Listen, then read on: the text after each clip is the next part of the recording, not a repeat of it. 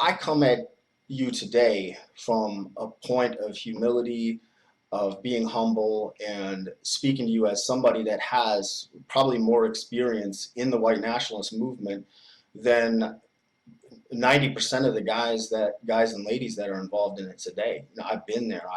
I've fought in the streets.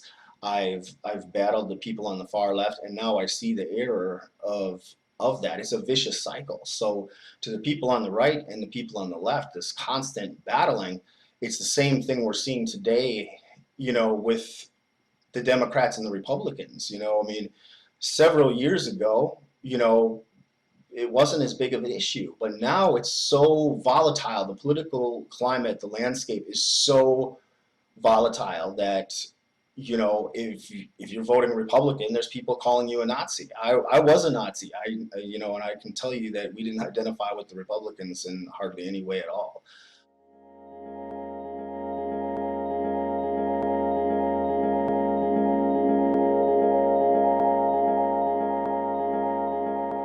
So I was engaged in a lot of public activism with the National Socialist Movement for so many years. I mean, one of the highly visible organizations that's out there. I was a public spokesman. I was the national director of the organization for over 20 years. I was highly active and highly visible. So it's very difficult for a lot of people to walk away from organizations like what myself and many others belong to for all those years. When you belong, when you're part of the movement,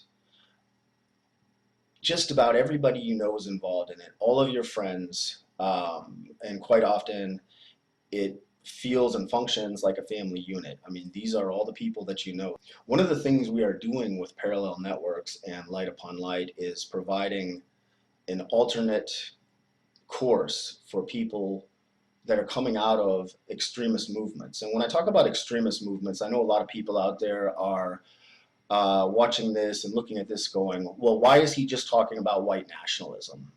You know, why is he just speaking about white nationalism? Well, I'm not, clearly. When we talk about extremism, that comes in all forms. Whether you're involved in extreme forms of the Antifa movement, whether you're involved in extreme forms of the white nationalist movement, whether you're involved in extreme forms of the Muslim movement, we combat all of those type of things. Even if you're involved in gangs, you know, these are things that we try to combat and offer an alternative, because all of these different organizations do function in similar ways.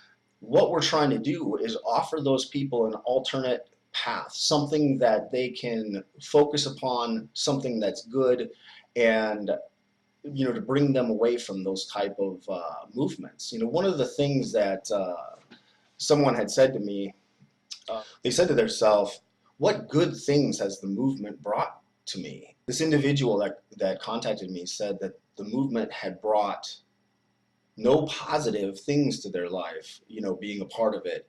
And it really made me think, like, what positive things had the movement done in my life? I was so embroiled in it, so dedicated, so caught up. Everything that I stood for, who I was that movement. So a lot of people don't understand how difficult it is to walk away and what that entails. And they think, well, it's simple, you can just walk away from it. Now, I'm not saying some of the extremist groups is more difficult than others. Walking away from the movement in the average person's mind, you know, should be a simple thing, like, oh, you just get away from it, you don't, it's not a big deal. But when your whole entire support network is built around that movement, you have a us against the world mentality. I had that for years, and it wasn't until I decompressed and self-reflected and looked upon all the rest of what is out there in this world to be able to see that there was other things out there. It wasn't all about the movement.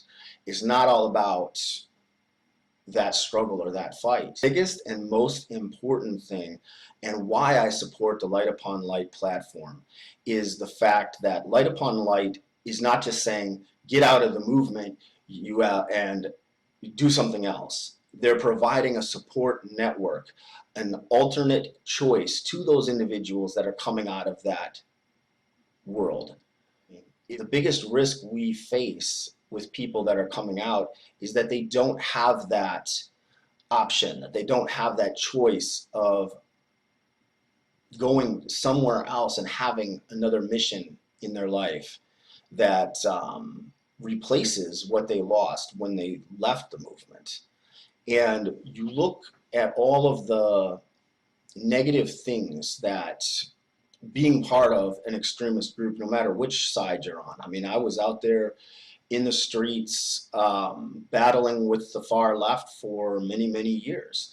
And for a lot of us, that was, you know, an adrenaline rush. That was, you know, something that we enjoyed, was fighting the left in the streets. So my message to the left as well is if you're trying to get, you know, people in the white nationalist movement to stop doing what they're doing, the worst thing you can do is throw piss balloons and attack these guys, because what you're doing is you're making them more radical in the first place. So that's why I say I'm speaking out against all forms of extremism. If you're on the far left and you're, you know, attacking people that are out there that you believe are fascists, you're not helping the problem either. You know, there is alternate choices out there. There is options for you. There is help for you. You know, you don't have to feel afraid to come to us, because we were there. You know, we understand that. I mean, I spent my entire life, just about my entire adult life, as part of that movement. And I can tell you from my own personal experience how angry I was, angry at everything, you know, during a lot of that time in the movement. You know, it's so negative, the negative energy, it just eats away at you in a lot of ways. It's just so much, you know, like this group of people is holding us down, that group of people is holding us down. It's very difficult to wake up every single day and think about the first thing you think about is, we have to do this to save our people, or we have to combat this enemy because they're holding us down. I mean, that's the blame game, you know. I mean, you have to look and introspect at your own life and what you're doing wrong, and understand that all these different groups of people, all the different races, all the different religious groups, they are also having a lot of the same struggles that you have. It's not a people problem. A lot of the struggles that, you know, you looked at, a lot of the struggles that brought me into the movement as well, have to do with, you know, people in high places that are holding down the working class or things of that nature, rather than blaming a specific race or anything like that. I mean, part of the thing, one of the many things that helped unwork my hatred for other groups of people was realizing that it was not these specific individuals, it was not these people from these different racial groups. It's a whole cabal of people that are causing some of these problems that we're facing in the world, whether it be climate change issues, whether it be governmental issues. It's not a white thing, it's not a black thing, it's not a Jewish thing, it's not a Hispanic thing, it's a people thing, you know. So blaming it on one group or another, you know, it just is really senseless. It doesn't click, it doesn't make sense, it doesn't connect. So involving yourself in these extreme movements and getting involved to the point in some cases where people feel like they're going to go to the extreme and say join ISIS, or say join a white nationalist movement, or leftist organization that's, you know, throwing battery acid and urine balloons and things like that, or, you know, spraying chemicals at white nationalists.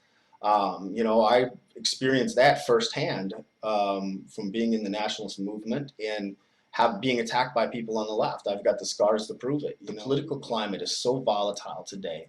We have to look at what as a people, what as Americans is going to get us past that. I mean, if we want to save our country and save our nation, and if you're truly a patriot fighting for your people, my people now is everybody, is all people. I don't have any hatred in my heart anymore, and I can tell you, as someone that served so many years of my adult life in the movement, how good it feels. to be involved now in something so positive like Light Upon Light. I mean, it's like a weight has been lifted off of my back, and the energy level, the positive energy level, is so much more encompassing and feels so much better than being involved in something that makes you angry all the time. If you wake up every day and you're angry about what's happening in the country, it's not going to help you. You have to look at the little things. Look at the little things that you can change in your life. Like right now, one of the reasons I'm doing this work that I'm doing now with Light Upon Light and Parallel Networks and speaking out about these things is not because I hate the movement. I don't hate you men and women that are involved in that. I was there. I get it. I understand what and why you're involved in it. But what I'm trying to tell you is that there's a better option. There's an alternate choice out there, and it doesn't have to involve hating anybody. It doesn't have to involve feeling backed into a corner or anything like that. It is so much better, so much mentally healthier, so much physically healthier to be involved in something bright and positive. And the things we can do together to combat that, and I'm speaking to all of you. I mean, I know people in the white nationalist movement are used to seeing me speak and hearing what I have to say, but I'm not just speaking to you guys. I'm speaking to some of you on the far left and some of you in Muslim extremist movements as well. Heed what I'm saying, because truly you will feel so much better as a person if you let go of that hatred. If you let it go and become part of something positive, something meaningful. That's why I left. Because I can do so much better out here doing good and doing positive things and not focusing on the negativity or the bad things in the world, and focus on the good things. And so can you. There's an opportunity. There's a way out. There's a door there. I'm here for you. All of my fellow constituents and friends at Light Upon Light and Parallel Networks, we're here for you. There's a lot of people out there. There's a whole other network that you're not aware of. And we're here for you. And we understand. That's the key thing. We're not going to judge you. We're not going to say, oh, well, you did these terrible things for all these years and you don't deserve another chance. If you're brave enough to take that step and to walk away, we're here for you.